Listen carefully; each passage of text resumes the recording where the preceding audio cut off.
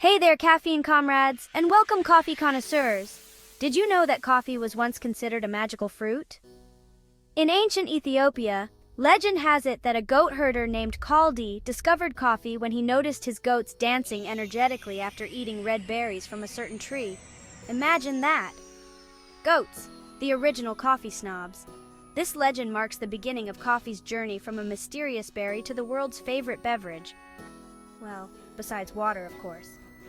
But who's really counting? Over the next few minutes, we're going to dive deep into the intriguing history of coffee, uncovering some of its best-kept secrets and surprising facts. Hey everyone, and welcome to Ordinary Things Explained, where we uncover the fascinating history, fun facts, and darkest secrets of the everyday items we use. Because let's face it, even the most mundane things have a story to tell. Today, we're diving deep, really deep into the intriguing history of coffee. So, grab your favorite mug, maybe brew yourself a fresh pot, or, just sip on that cold brew you've been nursing for the past few hours. No judgment here. And get ready to be caffeinated with knowledge. And hey, while you're at it, why not hit that subscribe button and bell icon so you don't miss out on any of our future explorations into the extraordinary world of ordinary things. Let's start brewing. Coffee's story begins in the highlands of Ethiopia, a land steeped in legend and lore. Picture this lush green hillsides dotted with vibrant red berries. Those, my friends, are coffee cherries, and they hold the key to our caffeinated dreams. Now, we've all heard the story about Kaldi and his dancing goats, right? But what happened next? Well, as legend has it, Kaldi shared his discovery with some monks, who, being the adventurous types, decided to brew a drink from these magical berries. Let's just say their first attempt didn't go so well. Think bitter, burnt, and not exactly the pick-me-up they were hoping for. But, as with all good things, it took a bit of trial and error, and maybe a few more accidentally caffeinated goats, before they perfected the art of coffee brewing. From Ethiopia, coffee embarked on a journey of its own, spreading like wildfire, or, like a really popular beverage across the globe. One of its first stops? Yemen, in the 15th century. Now, Yemen at the time was a hub of trade and culture, and coffee fit right in. Arab merchants, always keen on a good business opportunity, saw the potential in these caffeinated beans and started cultivating coffee on a larger scale. And that, my friends, is how coffee went from a local Ethiopian drink to an international sensation. The Yemeni port city of Mocha became synonymous with coffee. In fact, it's where we get the name mocha from. So next time you're sipping on a mocha latte, take a moment to appreciate the long and storied journey those beans have taken. Get into Coffeehouses, the original social media platforms. Now, coffee wasn't just a drink in the Islamic world, it was a social lubricant. Coffeehouses, known as Quave Kane, popped up like, coffee shops on every corner. But these weren't just places to grab a quick caffeine fix, they were cultural hubs, buzzing with life and conversation. Imagine a cross between your local coffee shop, a library, and maybe even a pub. That's what these early coffee houses were like. People from all walks of life, scholars, merchants, artists, you name it, would gather in these coffee houses to socialize, listen to music, play chess, and debate the latest news and politics. Sound familiar? Yep, these early coffee houses were basically the social media platforms of their time. Let's move on to coffee's European conquest from suspicion to sensation. Okay, fast forward to the 17th century. Coffee's about to hit the European scene. Venetian merchants, always at the forefront of trade, brought coffee to Europe, and let's just say it was a bit of a culture shock. At first, people were suspicious. I mean, this dark, bitter drink from a distant land? What's not to be wary of? Some even called it the devil's brew. Dramatic much? But as we all know, coffee has a way of winning people over, one sip at a time. It wasn't long before coffee houses started popping up all over Europe, from the bustling streets of London to the romantic cafes of Paris. And just like in the Islamic world, these coffee houses became centers of social activity and intellectual exchange. Think of them as the Enlightenment's version of the internet. Coffee versus the world bans debates and papal approval. Okay, so coffee's popularity is on the rise, but it wasn't all smooth sailing. In the 1600s, coffee faced some serious opposition. In Mecca, it was temporarily banned because, it made people a little too lively for the authorities' liking. And then there was the whole Catholic Church debate. Was coffee a sin? A temptation? A threat to the very fabric of society? The jury was out. But fear not, coffee lovers, because Pope Clement VIII, a man of discerning taste, I must say, stepped in and saved the day. He tried coffee, he loved coffee, and he declared it a perfectly acceptable beverage for all faithful Catholics. Crisis averted, thanks, Pope Clement VIII. You the real MVP. Brewing into the fun facts. Number 1, coffee and the Boston Tea Party, a caffeinated revolution. All right, time for our first fun fact. Did you know that coffee played a role in the American Revolution? It's true.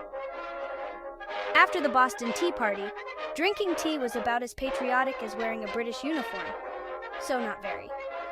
Coffee, on the other hand, became the drink of choice for rebellious colonists. It was a symbol of freedom, independence, and, staying awake during those long hours of strategizing and fighting for liberty. And so, coffee's place in American culture was cemented. Fun fact number 2. Coffee, the muse of masterpieces. Fun fact number 2. Coffee has fueled the creativity of some of history's greatest minds.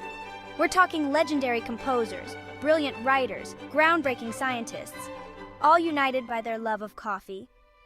Johann Sebastian Bach, the musical genius behind countless masterpieces, was such a coffee enthusiast that he even wrote a coffee cantata, a mini-opera about, you guessed it, coffee.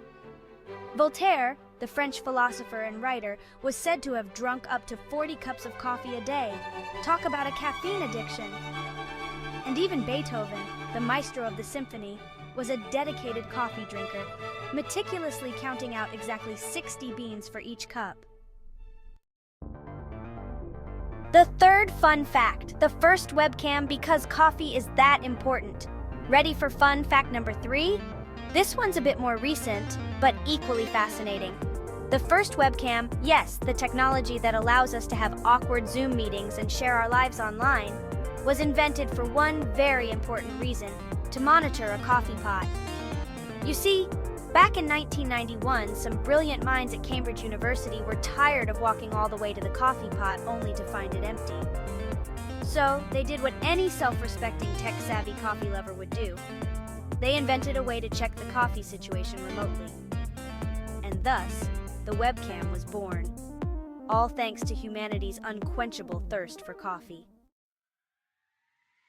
Now in number 4, coffee, the elixir of health. Mostly. Alright, fun fact number 4, and this one's for all you coffee guilt trippers out there.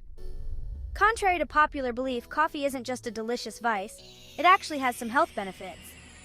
Studies have shown that moderate coffee consumption can be good for you. We're talking a lower risk of diseases like Parkinson's, Alzheimer's, and even certain types of cancer. Plus, coffee can boost your mood, improve your memory, and even make you a better athlete. Or at least that's what I tell myself before my morning jog. Of course, like all good things, moderation is key. Now let's move on to something a bit more exotic. Fun fact number 5, the most expensive coffee. Did you know that the priciest coffee in the world, known as Kopi Luwak, comes from beans that have been eaten and excreted by a civet cat? Yes, you heard that right.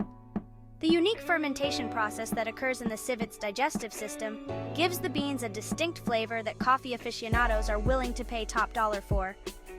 This rare and costly delicacy can set you back up to $100 for just one cup. So if you're ever in the mood to splurge on your coffee experience, Kopi Luwak is the way to go. Just make sure you savor every sip. Now let's dive into some common myths about coffee that need busting. First up, myth number 1. Coffee stunts your growth. This old wives' tale has been around for ages, but there's no scientific evidence to back it up. So, rest assured, your daily cup of joe isn't going to keep you from reaching new heights. Myth number 2. Coffee causes dehydration. While it's true that coffee is a diuretic, the water content in your cup mostly offsets this effect. so you can enjoy your coffee without worrying about drying out like a raisin. And lastly, myth number 3. Dark roast has more caffeine than light roast. Actually, the roasting process reduces the caffeine content, so light roast typically has more caffeine. Surprising, right? Busting these myths helps us appreciate coffee even more, knowing that many of our concerns are just misconceptions. So go ahead and enjoy your next cup with a little more peace of mind. Coffee's global impact and modern trends. Today, coffee is more than just a beverage. It's a global phenomenon, a multi-billion-dollar industry, and a source of income for millions of farmers and workers around the world. From those humble Ethiopian highlands to the trendy coffee shops we know and love, coffee has come a long way. Specialty coffee shops have sprung up in every corner of the globe, each offering unique brews and experiences. From the simple espresso to the complex pour-over, coffee continues to evolve and adapt to new trends. So, next time you find yourself reaching for that cup of coffee, take a moment to appreciate the long and fascinating history behind it. Whether it's the rich history, the intriguing secrets, or the delightful fun facts, coffee is more than just a beverage. It's a cultural icon. Thank you for joining us on this journey through the history of coffee. Don't forget to like, subscribe, and hit the bell icon for more fascinating stories from Ordinary Things Explained. On the next episode, we are going to talk about board games, so stay tuned.